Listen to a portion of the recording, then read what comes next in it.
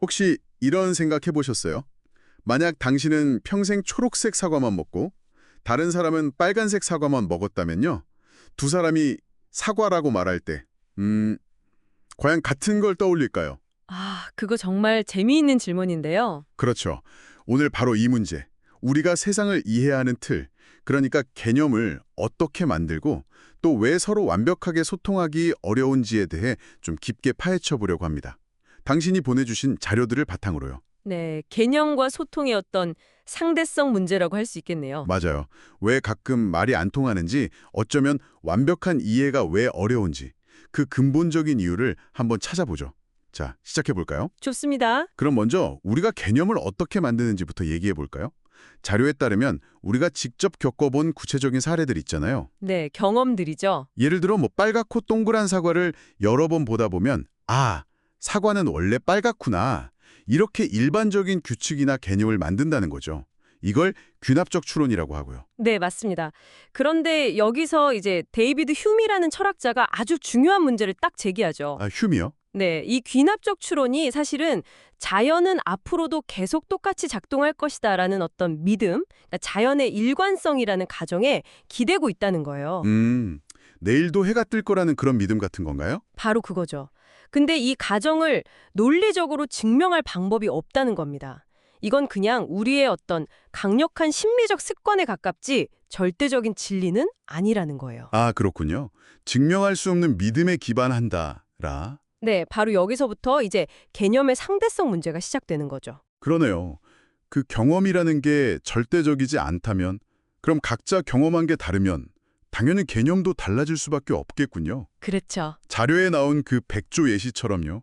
하얀 백조만 본 사람한테 백조는 당연히 하얀 새지만 만약 검은 백조를 딱 발견하면 그 사람의 백조 개념은 완전히 달라지잖아요. 맞습니다. 개념의 범위가 넓어지거나 혹은 아예 재정이 될 수도 있죠. 공정함 같은 개념도 그렇고요.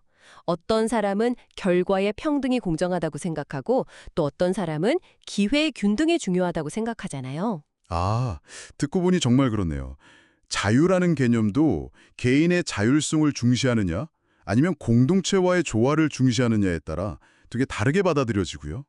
이게 다 경험과 가치관의 차이에서 오는 거군요. 바로 그 지점입니다. 그래서 자료에서는 소통이라는 게 결국 각자가 가진 개념들이 겹치는 영역, 그 교집합 안에서만 가능하다 이렇게 설명해요. 교집합이요? 네. 만약 당신의 개념 지도가 1, 2, 3, 4, 5이고 상대방이 3, 4, 5, 6, 7이라면 서로 의미가 통하는 부분은 딱 겹치는 3, 4, 5뿐이라는 거죠. 아하, 그럼 배경 지식이나 문화, 경험 같은 게 다를수록 그 교집합은 점점 줄어들겠네요. 그렇죠. 줄어들고 소통은 당연히 더 어려워지고요. 여기서 중요한 통찰은 뭐냐면 완벽한 소통이라는 건 어쩌면 그냥 이상향에 가깝다는 거예요. 우리는 각자 자기만의 경험 지도 위에서 만나는 셈이고 대화는 그 지도가 겹치는 그 좁은 영역에서만 가능한 약간은 제한적인 행위라는 거죠. 와, 완벽한 소통은 불가능하다. 생각보다 좀 심오한데요. 다른 철학자들도 비슷한 얘기를 했다면서요? 비트겐슈타인 같은 경우엔 언어를 게임에 비유했다고요? 아, 네. 비트겐슈타인의 언어놀이 개념이죠. 같은 단어라도 어떤 규칙과 맥락, 그러니까 어떤 놀이 안에서 사용되느냐에 따라 의미가 완전히 달라진다는 거예요. 예를 들면요? 스카젠탁 체스 게임에서의 승리 조건이랑 축구 게임에서의 승리 조건은 전혀 다르잖아요. 승리라는 말은 같지만요. 맥락이 의미를 결정한다는 거죠. 아, 그렇군요. 맥락이 중요하다. 또 가다머어라는 철학자는 우리가 세상을 이해할 때 이미 각자의 역사적 배경이나 선입견 같은 지평이라고 했어요.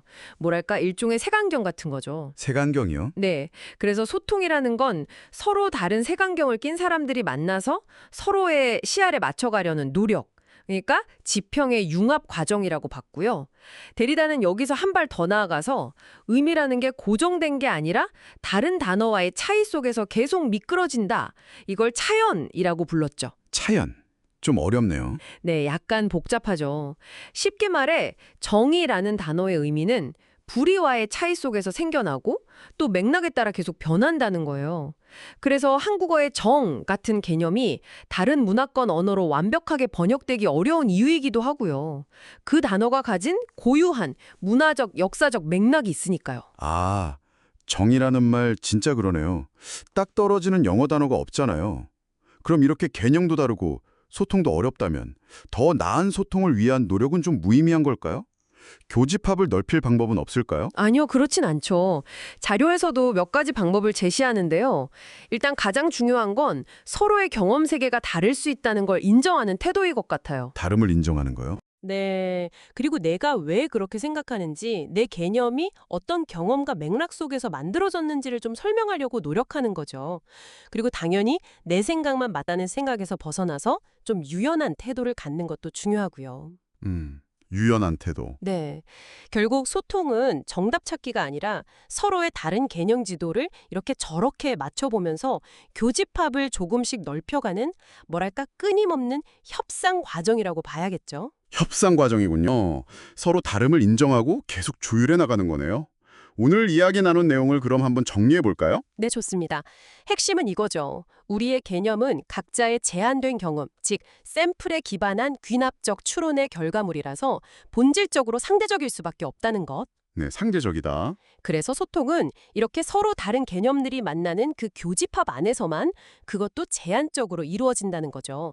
이게 바로 완벽한 이해를 어렵게 만드는 근본적인 이유고요. 그렇죠.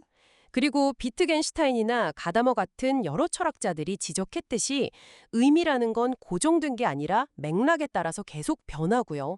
절대적인 의미는 없다고 봐야겠죠. 네, 오늘 정말 중요한 포인트를 짚어주신 것 같아요. 자, 그럼 마지막으로 청취자분들께 이런 질문을 한번 던져보고 싶습니다. 만약 모든 개념과 소통이 이렇게 상대적이고 당신과 다른 사람의 개념이 겹치는 그 교집합 영역에서만 의미가 만들어진다면요. 당신이 지금 현실이라고 인식하는 것들 중에 얼마만큼이 사실은 타인과의 그 교집합 덕분에 존재하고 있는 걸까요? 그리고 또 어떤 부분은 영원히 온전히 번역되거나 전달될 수 없는 당신만의 고유한 세계로 남아있게 될까요? 한 번쯤 생각해 보시면 좋겠습니다.